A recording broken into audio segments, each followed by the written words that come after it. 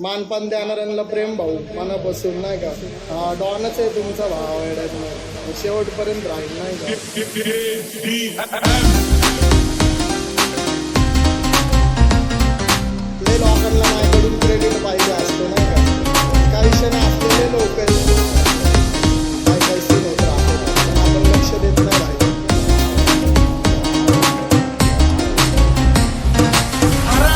आपल्याला महाराष्ट्राला मोठं करायचं.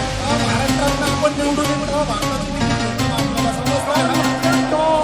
राणे व्हायची शक्यता धोक्यात कारभार.